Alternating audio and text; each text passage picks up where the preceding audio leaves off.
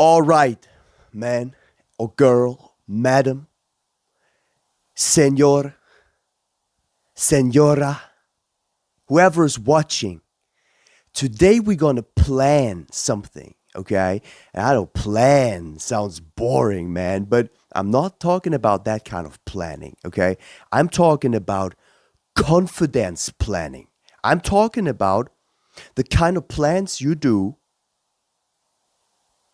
in order to become confident, in order to rely on yourself, in order to be able to move through any situation that you're going to face, in order to move through any emotion that you're going to face, no matter how nasty it might be, no matter how little sleep you've had, no matter how freaking crazy life has been. Okay, first of all, get some sleep, dude. Really. Like, don't watch this video. Stop right here. Get some sleep because this is important, okay? Health is number one. But now back to the planning. I'm talking about the kind of plans that make sense, okay?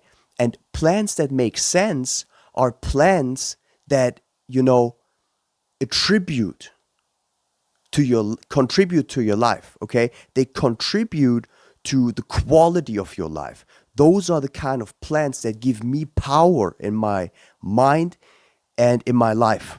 So those are the kind of plans I'm talking about. Now, before I write anything down on the whiteboard, I want to talk a little about what these plans actually are. Dude, I just said the same word twice. Okay? So what are these plans? A plan can be me going in the grocery store. Okay, this is where a plan can start. That thing can get me a lot of confidence. Okay? I'm talking, I know what I want to eat for sure.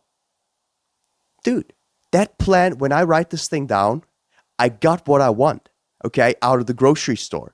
Now, are those the kind of plans that will give you unlimited confidence and will guide you through any situation in your life?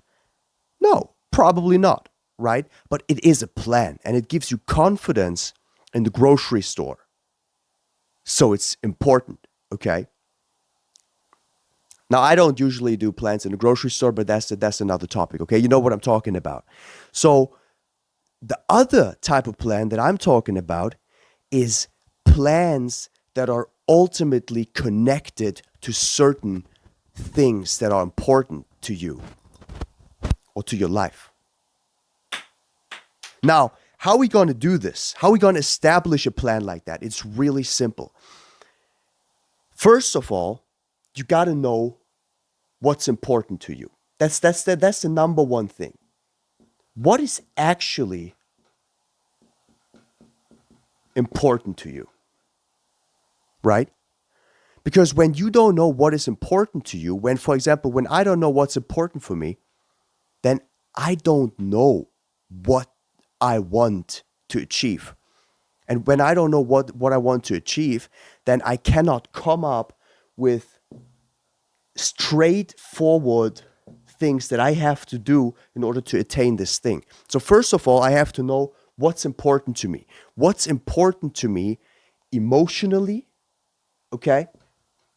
What's important to me for the future, emotionally?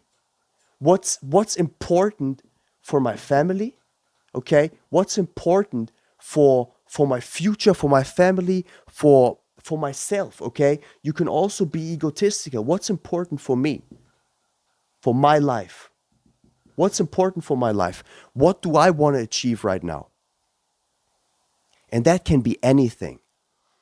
And it's so freaking important that, that this is the priority of your thought, actually. Because if I have this list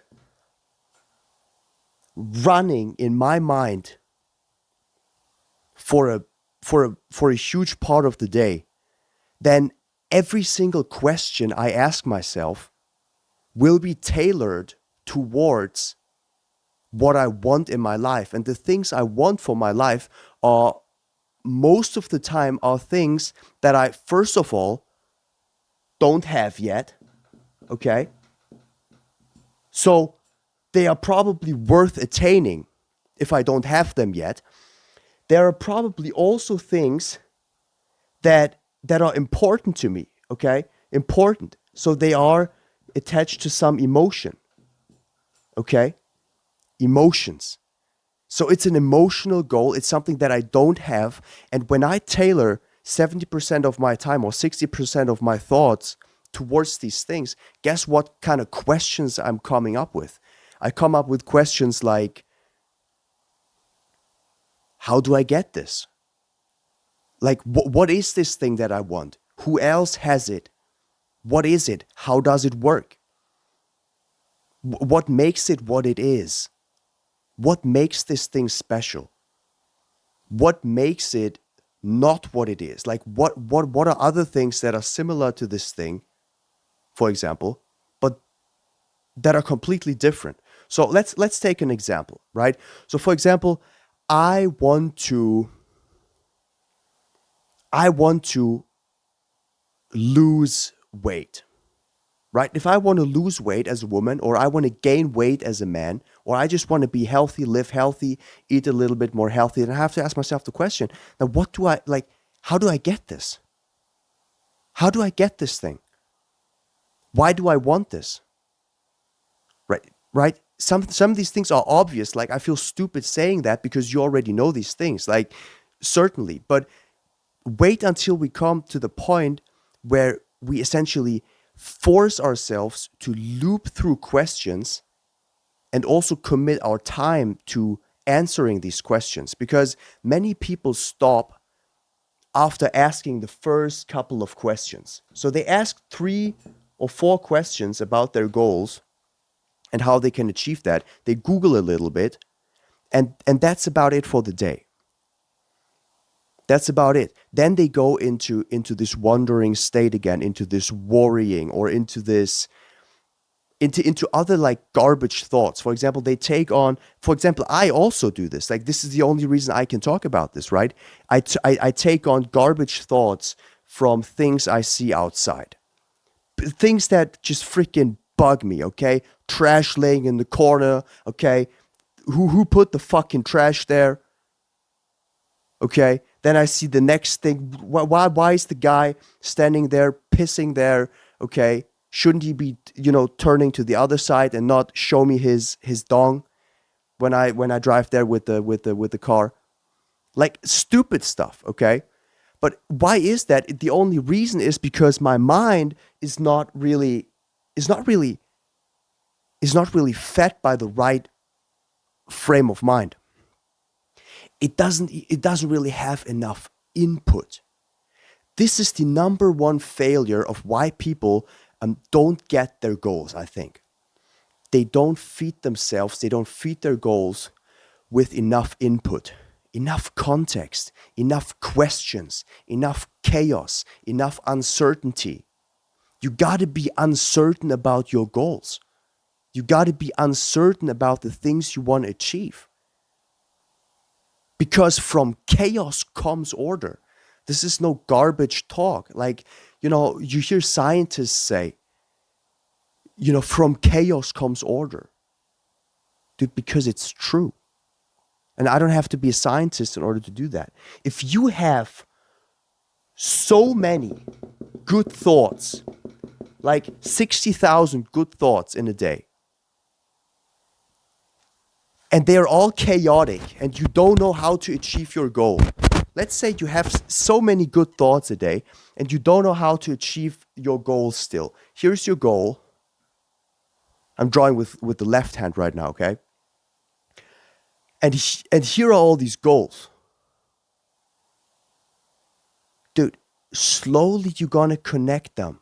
Slowly you're gonna connect them, and these connections, they build. Now, don't get me wrong, like, this won't happen in a day or in 2. It's not gonna happen. But those are your goals. Like, no rush. This is my goal, okay? My goals, like those are lifetime goals. Those are massive goals. I don't have to achieve them in a day or in two. I don't feel pressured. I don't feel anxious about not achieving them. Okay? Or maybe I do, man. Actually, maybe I do. Right? Maybe I do feel anxious about not achieving them. That's just why I go so hard on them. Right? Because I want to have the feeling that I do whatever it takes as long as it's healthy, ethical, and, legal, to achieve my goals. Right? Those are my criteria. That's it. And if I get this done, where I'm going to stand next, dude, I will have multiple more, opportunities that will all branch off of the notion, right? They all branch off the notion of this initial movement that has started just by me allowing myself to achieve my goals. So actually, when I say allowing myself to achieve my goals, I give myself permission, right? I give myself permission to achieve my goals. I give myself the right to achieve these goals. Now, how do I do that? How do I force myself into achieving my goals? That's the right question. I force myself into achieving my goals by coming up with questions, by forcing myself to Google this stuff, talk with chatbots about this stuff, with different chatbots, come up with 100 questions, 200 questions, 300 questions. Not every day, okay? But I force myself to stay creative about my goals. I force myself to achieve these positive thoughts. Positive thoughts are not just happy and laughing for me. Laughing, running around, giggling, okay, farting, all this stuff, man. It's not about that. It's about positive is a question that moves me forward, that keeps me healthy, that protects me, okay, in all kinds of ways, financially, spiritually, emotionally, protects my family. Those are the kind of positivities I'm talking about.